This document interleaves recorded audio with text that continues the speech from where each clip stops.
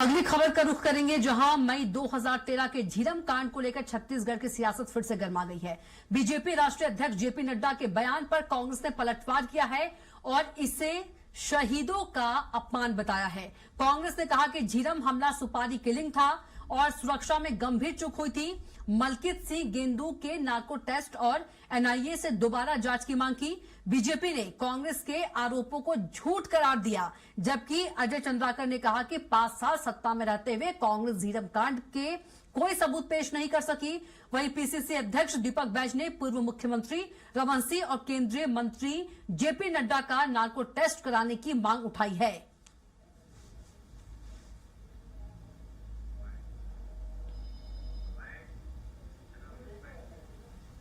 जब छत्तीसगढ़ में भारतीय जनता पार्टी की सरकार थी और उस समय मुख्यमंत्री डॉक्टर रमन सिंह थे, जब पूरे प्रदेश में कांग्रेस पार्टी का परिवर्तन यात्रा चल रहा था, तब नक्सलियों ने बकायदा चिट्ठी भी जारी किया था परिवर्तन यात्रा के खिलाफ में। तो फिर सरकार ने इस परिवर्तन यात्रा के लिए सुरक्षा क्यों नहीं दी? सबसे बड़ा सवाल। 15 दिन पहले से लगभग उस क्षेत्र में नक्सलियों का जमावड़ा था, तो आईबी, एलआईबी, इंटेलिजेंस सरकार की कहां थी? कहीं न कहीं इस घटना को षड्यंत्र के तहत अंजाम तक पहुंचाया गया है। नहीं, माफी मांगना अलग विषय है, लेकिन 5 साल शासन में रहते हुए भूपेश बघेल जी ने किसी को अपने जेब की सबूत नहीं दिखाई। सबूत लिए घूमता हूं बोले, आज तक वो जेब में ही पर्ची रखी है। पहले तो उसको सार्वजनिक करें और ये बताए कि उसमें उन्होंने किया क्या 5 साल जब मुख्यमंत्री थे, तब फिर नड्डा जी या दूसरे लोगों का खंडन करें।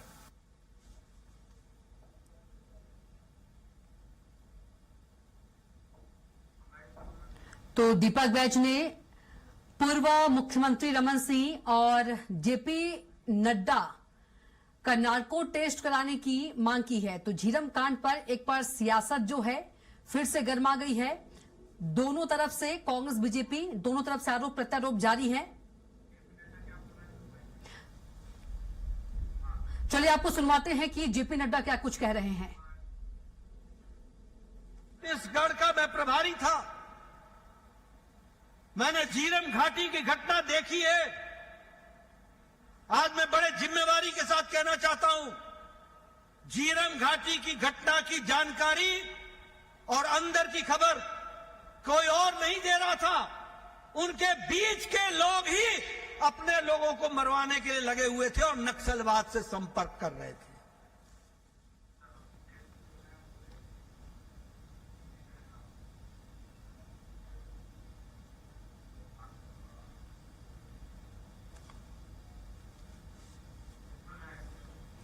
और हमारे साथ बीजेपी प्रवक्ता अमित चिमनानी जी जुड़ गए हैं और कांग्रेस प्रवक्ता सुरेंद्र वर्मा जी हमारे साथ जुड़ गए हैं। आप दोनों का चर्चा में बहुत स्वागत है।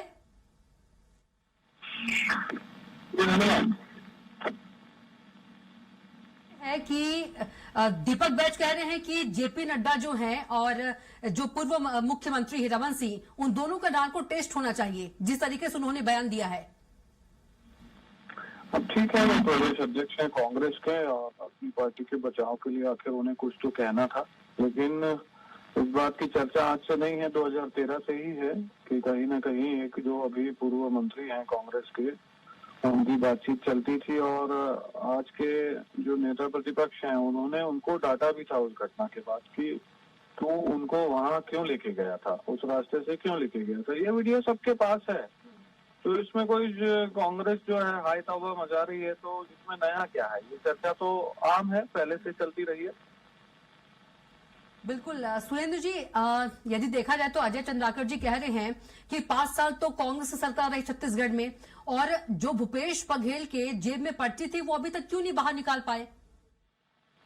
अभी कविता जी, अजय चंद्राकर जी विद्वान विधायक हैं भारतीय जनता पार्टी के। हमारी सरकार बनते ही हमने एसआईटी का गठन किया था हत्या के राजनीतिक नरसंहार और हत्या के षड्यंत्र की जांच के लिए। यही भारतीय जनता पार्टी के नेता और केंद्रीय जांच एजेंसी एनआईए जो है सुप्रीम कोर्ट तक गई जांच को रुकवाए। अब तो सुप्रीम कोर्ट का फैसला भी आ गया। हत्या के षड्यंत्र के दिशा में जो पीड़ित परिवार है उन्होंने दरबा थाने में जो मामला दर्ज कराया था उस पर जांच के लिए सुप्रीम कोर्ट ने कहा है। ये सरकार किसको बचा रही है? 12 साल हो गए एनआईए का गठन हुए, 2013 की घटना है। सुरेंद्र जी, भूपेश बघेल ने कहा था कि मेरे जेब में वो नाम है, वो सबूत है, सबूत की बात की थी। उसी पर अजय चंद्राकर जी सवाल उठा रहे हैं। कविता जी केवल भूपेश बघेल ही नहीं, दर्जनों लोग हैं जो उस घटना में, उस हमले में घायल हुए, आज भी हैं। हाईकोर्ट के सामने शपथ पत्र देकर ये कहा कि केंद्रीय जांच एजेंसी बयान तक नहीं लिए। दौलत रोहरा जी का निधन हो गया, वो दर्जनों बार जो है हाईकोर्ट में दिए। गृह मंत्री अमित शाह जी से मिले और शिव सिंह ठाकुर, डॉक्टर शिव नारायण द्विवेदी तो भारतीय जनता पार्टी में, उन्हीं से पूछ ले। तो जब एनआईए पीड़ितों का बयान नहीं ले, पीड़ित परिवारों का, शहीदों के परिवारों का बयान नहीं ले, तो कैसे जांच पूरी हो सकती है? एकदम साफ है। नड्डा जी का जो आगे लाइन है बयान में कि जो रक्षक थे वही भक्षक बन गए। रक्षक की भूमिका में कौन थे?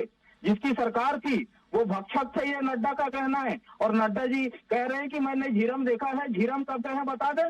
तो भारतीय जनता पार्टी के षड्यंत्रों का वो परिणाम था। झीरम में हमारे नेता शहीद हुए, इसके दाग से, नड्डा के बयान से भारतीय जनता पार्टी की तत्कालीन रमन सरकार बरी नहीं हो सकती। और 13 साल से जांच को इसीलिए भटका रहे हैं कि भारतीय जनता पार्टी का राजनीतिक नरसंहार का षड्यंत्र जो है ये उजागर न हो पाए।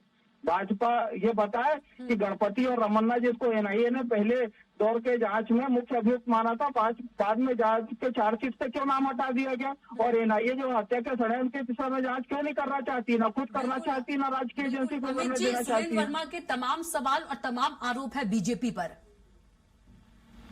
मैं हैरान होता हूँ कांग्रेस के मित्रों की बात सुन के। एक तरफ ये कहते हैं कि हमें बड़ा दुख हुआ, हमारे इतने नेता चले गए। वो सिर्फ इनके नेता नहीं थे, प्रदेश के नेता होने के नाते हमारे भी नेता थे।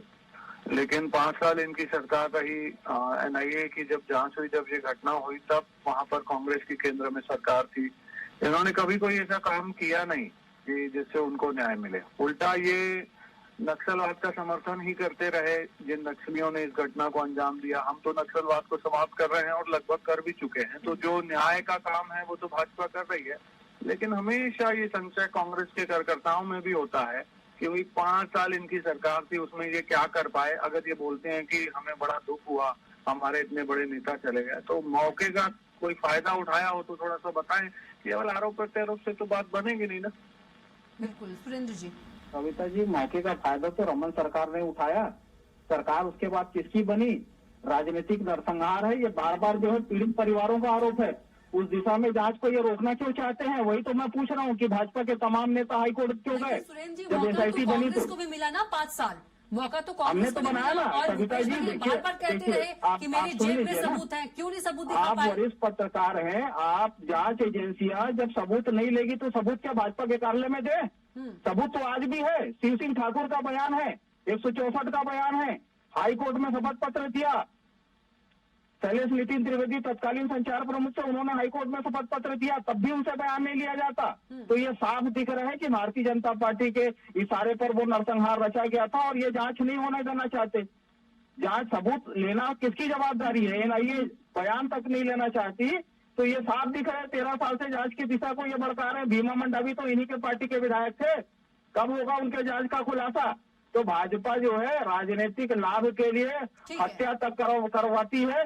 जानबूझ के सुरक्षा घटाए गए। हमारे नेता थे, मैन कर्मा तो नक्सलियों के हिट लिस्ट में पहले नंबर पर थे, फिर सुरक्षा क्यों हटाई गई?